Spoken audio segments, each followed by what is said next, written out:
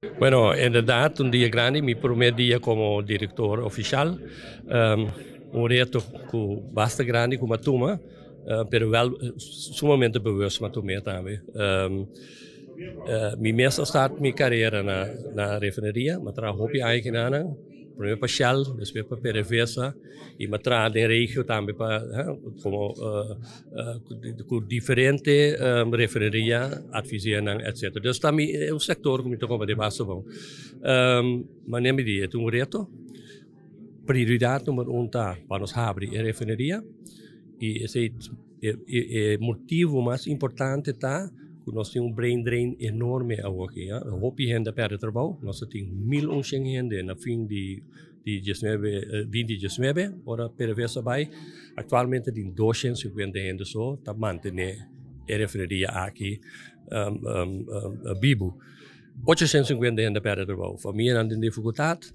E nós temos meer oportunidade, sim, uitgebreid die tour support também com o governo e de junta de comissário para nós um trajecto mais rápido, nós temos headhunting, mais gericht para o operador.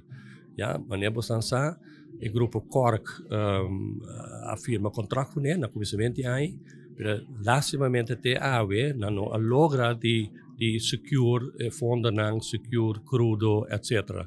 E nós temos que conseguir. Para mim, não, porque tem dificuldade. Dus, essa é a prioridade número 1.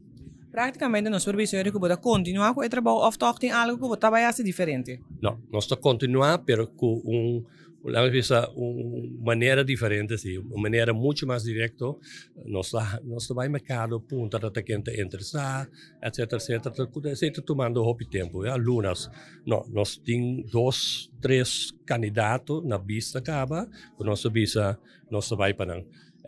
Por assim, rapidamente e escolhe e cita na AMI, não bem gostado, e nós estamos síndrome, a noite, den dia, só vamos chegar na agreement.